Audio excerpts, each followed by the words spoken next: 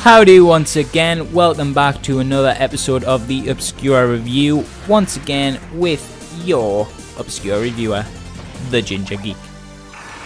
Today we'll be covering the vastly underrated GameCube title Gotcha Force, as well as announcing the winner of our previous giveaway. First though, the review. Gotcha Force is essentially what would happen if you invited Pokemon and Mega Man Legends to a romantic candlelit dinner where they really hit it off. Eventually they'd get married and they'd have gaming babies, and their baby would become Gotcha Force. However, Gotcha Force would be unloved and unwanted for being what many would conceive as a bad game, until a loving and humble Geek Glasses team would take him in under their wing and show the world just how special Gotcha Force is. Now I'll admit, at first impression, Gotcha Force is slightly repetitive. The story goes that when cyborg robot toy things fall from some other planet and wage war or something, and like some are evil, but then there's like really cool toys who fight for good or something like that. Whatever, the story doesn't matter, no one cares. Essentially all I'm trying to get to is that for the first half hour or so, you'll be playing as the same robot, punching in the faces of the same enemies who put up very little of a fight. Don't judge the game on this, however, as after a short while, it really starts to open up when it introduces the Pokemon-like nature of collect-em-all style gameplay. At some point early on, you are given two new bots, both of which play completely different from one another, and when you realise you can play as absolutely anyone you encounter in the game and that there are over 200 playable characters, you start to think it might not be so shallow after all.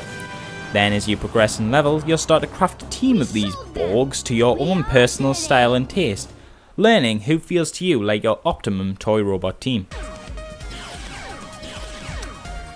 This is where the bulk of the game comes from, a desire to feed your addiction. You'll want to play as every bot. You'll often think to yourself things such as, I wonder what moves that one has, or how cool would it be to play as those dragon bosses, and these kind of ideas will motivate you into playing further. Outside of bot collecting, the only mechanic is using these bots to fight. An overworld map lets you choose where you want to battle, and then on selecting the area, you'll take your Playmobil army into dueling. From here, the game plays like a sort of Mega Man Legends type action melee fest, like if Legends had a Smash Bros style fighter, if you will. Something I've noticed is the game even sort of looks like a Mega Man title, from the design of the bots to the anime style intro. Just me on that? I don't know, I think it does. Anyways, in gameplay, standard bots control with B being a ranged attack when out of range of an enemy, and melee when up close. X operates specials, and A controls your jumps. This is the system for most characters, but often varies between bot to bot. For example, G-Red has a B charge attack, which most characters don't, and someone like the Tank Borg is unable to do melee, because he's a tank, and tanks can't punch.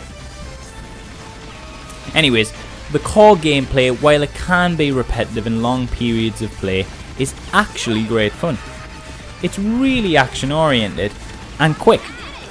And when you're playing as loads of Borgs, there's a great deal of variety. The game did admittedly get really rather poor critical reception on its release though. Critics didn't like the lack of variety in the arenas, or the sometimes repetitive fights, but I personally feel it's a hidden gem. The game is just a really cool little obscure title, and one that if you don't take it too seriously, you can have a lot of fun with. Overall, I also feel graphically it looks very nice, and the whole package feels pleasantly polished, with the exception of the horrible voice acting.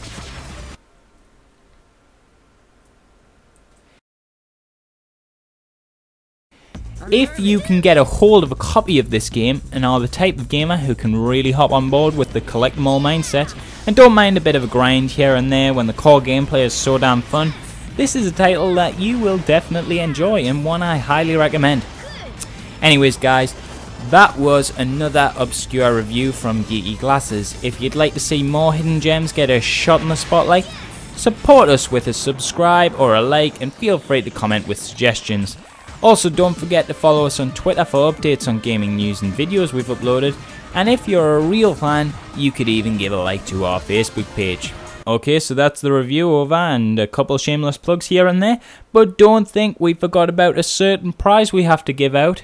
So, without further ado, the winner of the second Indie Royale Bundle prize is... Harry, would you care to do the honours?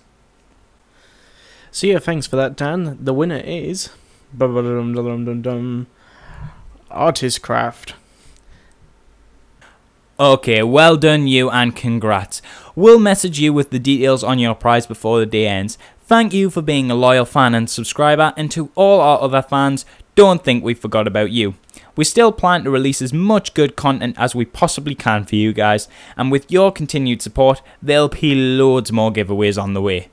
Thank you all, and to the winner, enjoy your gaming prize. Thanks for watching, and I'll see you next time.